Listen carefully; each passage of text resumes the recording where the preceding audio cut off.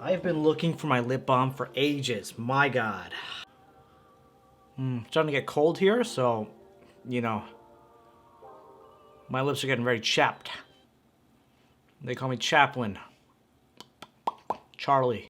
I'm thinking I should just start doing random stuff at the beginning of my videos that somewhat relate to the trick that I'm going to be teaching, but I don't know. What do you think? So people love productivity. I'm pretty sure that's a word, right? Productivity? I'll look this up. Yeah, it's a word. So productivity, whether that's putting money into the stock market knowing that your stock will go up by like 1,000%, or just driving your way back home knowing that you'll arrive in one piece. That's productivity. I said that word so much, I'm actually tired of it. So in this card trick, you'll be able to fully predict your spectator's activity. What up, crew? It is Magic Monday, and this is your place to learn magic, master performance, and captivate audiences. If you're joining me for the first time, hey there, my name is Vineet, and I go by CardMechanic here on YouTube, unless I change it in the future. Before making this video, I tried looking up the history of predictive card tricks, but I really couldn't find anything. If I had to take a guess, like a complete shot in the dark, I would think a lot of prediction type card tricks are based off of the earlier ideas of like tarot readings. So tarot cards became like a real thing in like the mid 1400s, and they were used to read people's past, present, and future. So just thinking of it logically that way, like tarot cards, you know, card prediction type stuff, I would think the idea stemmed off of there, but then again, I have no idea. Never quote me on this, ever. I'm just sharing how my brain works. It doesn't always work. So anyway, today I'm going to be sharing with you a card trick where you can predict what the spectator is going to do before they even do it. So before we dive in, make sure to smash that like button and subscribe, and now, let's do it. Alright guys, so check this out. I have a quick little one for you today, and for those of you who are curious, today we're going to be using the Spectacle deck. As you can see, it's quite the spectacle. I'm going to start off by giving the deck a bit of a shuffle, and by the way, these cards are new, so excuse my non-perfect type shuffling. It's just average shuffling at this point. But yeah, there we go. We have shuffled up a deck of playing cards. Now here I have a piece of paper, as you can see. Normally I wouldn't use a piece of paper, but all I have are thin pieces of paper. I'm going to use this piece of paper and write down one single prediction of what's going to happen next. So give me 1 second. I want to make sure it's nice and legible. All right, now I realize this is a very thin sheet of paper and you can easily see through it. So I'm just going to cover the back up, but you can assure it's the same piece of paper that I was using from before. So I have written down my prediction. Now there's no way of, me knowing exactly what's going to happen next. I want you to pick up a chunk of playing cards, right? So half the deck, most of the deck, a small packet, whatever you want to do, just go ahead and lift up some cards. Just say that many right there. If you're not satisfied, by the way, you can always drop some cards, add some cards, change your mind. So let's just say you wanted to drop a couple of cards and you stop right here, all right? Completely normal, but if you want to pick some back up, one card back up, two cards back up, you have full choice over what you want to do. Now, of course, if you were actually here, I'd have you just hold this packet right above over here, but since you're not here and I only have two hands, I'm going to put it on over to the side. Now, again, I want to make sure you can't see through this piece of paper, see what my prediction is. I'm going to leave it right over here and cover it up, I guess, as quickly as I possibly can. Make sure it's centered. You can't see where I'm putting that card down. There we go. Close enough. Yeah, that's close enough. All right. So now here's what's going to happen, right? You can give the deck a couple of cuts. Let's say over here like this. You want to give another cut like this. Hopefully you just don't cut to where where my prediction is. And of course we've cut to where the prediction is, but that's okay. We can give another cut just like this,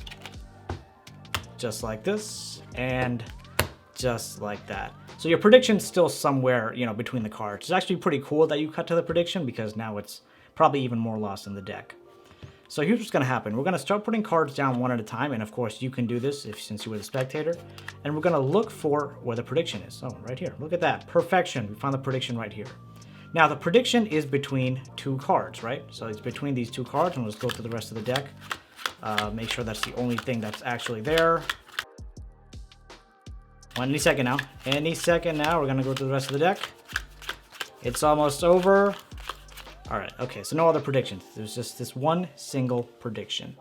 And I predicted that your card will be between the 7 of diamonds and the Queen of spades. So you can see 7 of diamonds, my prediction, Queen of spades. So the top card should be the 7 of diamonds. And then there was my prediction, and the bottom card should be the Queen of spades. Perfection. All right, guys, so welcome to the tutorial. Just some background on this effect. It is known as Scarn's Predicto. It's a fairly simple self-working card trick as long as you have a couple things nailed down. And we'll go through and nail those things down during the tutorial. Man, I can't handle a new deck whatsoever. Anyway, let's go ahead and break it down. So before we start off, there are a couple of things that I want to mention. This is a setup type card trick. So of course you will need to set a couple things up before you get into it. You can't just, pull out a deck of cards and just do it. The method that I used to do it, I used a thin piece of paper to write down my prediction, right? Used like a very thin piece of paper and wrote down my prediction, which you can kind of see through, which is less than ideal. Ideally, what you want to use for this card trick is a piece of paper that's similar to like a business card. So a business card that's smaller than a playing card, but still like a decent size and a little bit with thickness as well. And I think that would really be ideal for, I guess, this trick. So that's just one thing to keep in mind, different than what I showed. But anyway, let's just continue with what I did for my performance. So here I have a piece of paper that I wrote down a prediction on. And this is before I even, before the trick even starts. I take a piece of paper and write down one playing card. I write down the words my prediction, then I write down another playing card. So in my case, I wrote down 7 of diamonds, then I put my prediction, then I put Queen of spades. The cards you choose are completely up to you. I guess one thing I would note, if you know that there's some level of significance between the two cards for the person you're performing it for, or for example, let's say you're performing it for a couple, right? You're performing this card trick for a couple and you know they each have favorite cards, or you're able to figure out one of their favorite cards during a previous trick. Then what you can do is you can take those two cards out. So what cards am I using? Queen of spades. Let's just say Queen of spades and 7 of diamonds. So Queen of spades, 7 of diamonds. I don't know where these cards are. Queen of spades, 7 of diamonds. Or if you want to use like two cards of the same value, but and like similar suits. So like Ace of diamonds, Ace of hearts, just some kind of matching stuff that you can use. But let's just say their two favorite cards are Queen of spades, 7 of diamonds. So before the trick starts, since I put 7 of diamonds, I'm going to take the 7 of diamonds, put it on top. I'm going to take my prediction, put it face down on top of the Queen of spades. And of course, 7 of diamonds, like I mentioned, goes on top. Now I'm going to take about 3 playing cards, put them below this, and take this whole packet, put it under the rest of the deck. And now you're good to go ahead and actually get started with the effect. You know what? I lied. You can't exactly start up with the effect yet because the secret of this whole effect is that you have a second business card or a second sheet of paper. And I guess the reveal I did at the end, where I was kind of just putting all the cards down and none of the other sheets of paper were revealed, is because of what I just did, which I'll be talking about.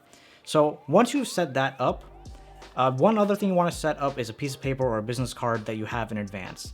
Now what you can do with this piece of paper or a business card is on the other side of it, you want to either apply a double-sided sticky tape, and you can probably see I have a very small piece of sticky tape right in the center, or you can use some clear glue to just put it all over the back. So once you've done that, now you're all set up and ready to go. So when the trick starts, you have your deck, you have this sheet of paper.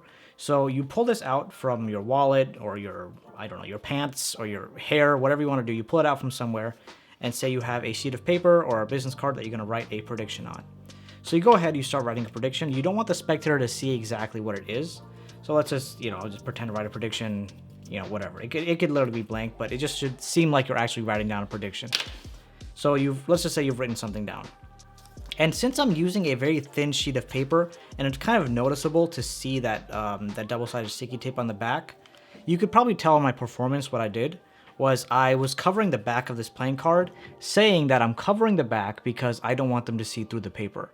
So there's a reason of why I'm covering the back. But if you have a thicker business card, I would say you can't really use that excuse. So in that case, I'd probably recommend using like some clear glue or like a chapstick or a lip balm, which kind of helps to stick this to a playing card. So let's just say you started off the card trick. What I like to do, again, this is in your wallet, your hair, wherever it is. What I like to do is I like to give the deck a couple of false shuffles where I'm maintaining this bottom packet, so more of a controlled shuffle. I'm maintaining the bottom packet, so I'm throwing over some cards like this, overhand shuffle. Once I get close to the bottom packet here, I throw over this whole chunk of playing cards in front of the rest like this. So this hand could kind of come up, let these cards fall, and then I can continue doing my shuffle here. So if you take a look at my cards, between the 7 of diamonds and Queen of spades, I still have my prediction card there, right? And you want to make sure that it's not sticking out of the sides anywhere. So you want to be careful of that. So once that's done, you put this down in front of the spectator, and now you bring out your business card and say, I'm going to write down a prediction on this business card. Again, you don't want to show this one side. You can just pull it out. I want to write down my prediction on this business card. You can show them the blank face. Write down your prediction. And like I mentioned, you want to tell the spectator, you want to make sure that they can't see what the prediction is. So you're going to put it face down anywhere in the deck. So now you ask them to cut the deck anywhere they'd like and hold it just slightly up. So they can cut anywhere and just hold it maybe like a couple of inches, centimeters, whatever metric system you use. Hold it a couple of inches up, and you can allow them to change their mind, because this is going to be very powerful. Because, I don't know, some people could think if there's like a break in the deck somewhere, the deck could automatically be lifted at that point. So giving them the freedom of, you know, dropping some cards, picking some extra cards up would really go a long way. So once they're satisfied, you're going to put this down like this. One thing you want to make sure of, this card doesn't stick to your hand, otherwise that would seem fishy. Like that's bad. You want to make sure this is square here, and when you're tossing the rest of these playing cards over like this, right, you want to make sure that it lands square as well. This way the card isn't going to be sticking out from either of the sides. And once that's done, you pick up the deck, give it a bit of a squeeze, but don't make it seem like you're putting a lot of this effort into squeezing. Why is this tilted? But don't make it seem like you're putting in a lot of effort squeezing this deck, otherwise, you know, something's going to be obvious. You don't want to be doing this unless they're clapping for someone, which I don't think you are at this point. But again, just lift up the deck, give the deck a gentle squeeze. From here, you can kind of hand it over to the spectator. So you pick it up, and the reason why you're picking it up is so you can hand it to the spectator and allow the spectator to give the deck a couple of cuts, just like this. Chances are they won't cut to the slip like I did in my performance. But again, even if they do, that's completely fine. Once that's complete, now you can have them start dealing some playing cards off. If you're not super comfortable with it, I'd recommend you still do it, because, I don't know, they could be dealing some weird way. But regardless, either you or them could start dealing off cards, right? So you start dealing off cards, and you're going to keep dealing until you reach, until you get to the, what do you get to? Until you get to the business card or the slip. And here you can probably, you probably can't see, but as I was pulling this card over, I can tell that this is the card that my fake prediction has been stuck to. So that's passed. I can put this down. And so this way you're kind of showing the spectator that, you know, you're going through the entire deck, so there's not like multiple predictions that you have everywhere. So just like this. Where's our prediction, yo? Where's our fake prediction? There it is. And so now you've dealt off this card and the prediction has come here. Now you want to take this card back. You want to take this card, the prediction, and the next card, put it on over to the side. You can continue going through, just showing the spectator that, you know, that's the only prediction that you had there. That fact is completely up to you. Maybe you can do that after the reveal is done, you know, or you can just do it during, like I did. Completely up to you, like I said. Push those over to the side. And now you can take your prediction out and show it to the spectator. And in this case, it says the 7 of diamonds, my prediction, and Queen of spades. So you can show that there were 7 of diamonds on top, this prediction card, and then the Queen of spades. And there you are, a master of predictivity. And there you have it. I think the version that I shared with you today is probably not optimized, especially because I just used like torn pieces of paper from a notebook. But see what you can kind of experiment with and what ideas and methods you can come up with to really make this card trick stand out and perform like flawlessly. And if you want to check out some more prediction type card tricks that I've done, click on this video right over here. If you like prediction stuff, that's where you need to be. And if not, that's cool too. I have plenty of other stuff on this channel. Thanks so much for spending your time with me today. As always, it's a pleasure having you here. Have a great day ahead, and I hope to see you in one of my videos.